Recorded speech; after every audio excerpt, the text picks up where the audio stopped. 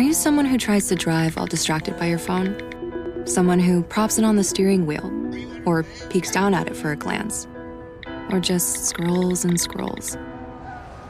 If so, you could be the next person to get into a fender bender, get a ticket, veer off the road, or even cause a crash that kills you or someone else.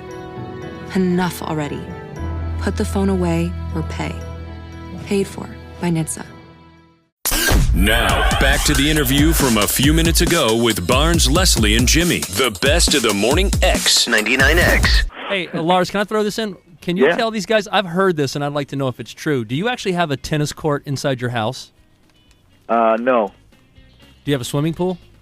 Yes. I've heard you had a swimming pool and a tennis court side by side in the bottom floor of your house. Is that not true? Come on, bust with it, Lars. That's Johnny talking. Johnny, Come on, Lars. It's all right. That's not true. I would love to go along with that one. I've got a squash court that my son has taken over as like a playroom. Yeah. But that's the closest I can get. Yeah, they make those They make things now where like you can actually have a tennis court put in over a pool. It's retractable. I mean, I've seen. Yeah, you can have that done on a basketball court. Yeah, for the right price, they pretty much make anything. Absolutely, no doubt about they'll it. Throw in an Agassi and a Sampras clone. Right. Right. Now, Lars, what are your plans for the holidays? My plans is to go home and sit on my tired ass and just try and catch up on some rest. Have you bought Christmas presents yet? No, I sent somebody out to do that for me. Well, now, but do you still have to make a list of what you're getting for people, or do you tell your assistant, hey, just go buy something for them? I mean, really. I'm sure.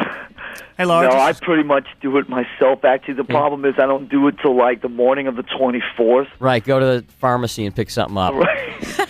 Right. Kenny wanted to say something to you. I don't know if you can believe this, but, once you get to, like, my situation, you don't have a lot of friends. So, it's like my wife, my kid, and my godchild in Copenhagen, and, my dad, and it's a short list. See, I would think everybody, in your... In Metallica, we don't give gifts to each other anymore, so... But I would think, as the leader of an organization, and, it is a business, you have a staff, you have people that you got to, give them dinner certificates or something. Just around Christmas, when you're opening the packages from Lars, it's either a Christmas present or a lawsuit. Or kids. We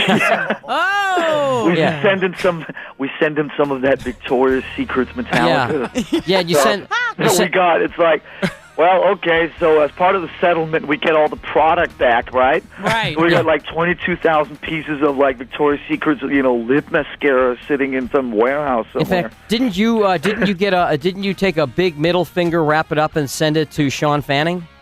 Who's Sean Fanning? Who's Sean Fanning? The Napster kid. Sean Fanning. The kid. Napster. Oh, he's pulling out. Okay. Oh, that rings a distant bell. That was something I was involved with a few years ago. Okay. All right, Kenny wanted to say something to you, then we have to go. Kenny. Hey, Lars, I just want to see what you got all of us here in Atlanta, Christmas gifts. What'd you get? What'd you get Brand New Immortals besides a record deal? Besides a deal. How about a deal? Yeah, Merry Christmas. What did I get the Brand New Immortals? We'll just have to find out on Christmas, won't they? I can tell him he just bought me a new marble bathroom. I got you one of these newfangled swimming pool tennis court things. Are there any other bands on your label right now that are worth talking about? Gowdy. Yeah, Gowdy, and we've just been working side by side with the Brand New Immortals thing on... Actually, I have one kind of really heavy thing, like a metal thing, actually. Mm-hmm. Everybody's like, do you have any metal stuff? I actually have been working on this record called Systematic that we also just finished. That was the one we finished mixing here this morning at 4. So that's coming out in April also. And so we got a couple things, and it should be a big year. And now this, Dead End Metallica thing is finally taking a break. So I can, Dead End. Really focus on this instead of running around playing Creeping Death all over the world. Mm-hmm. So I'm pretty psyched about having a break from that. Next time you come to Atlanta, don't forget to bring your identification. Yeah. That's just about enough out of you, young lady. I read this. I heard about that. That was so funny. You guys were carded, yeah, right? I think that he couldn't get into Smith's.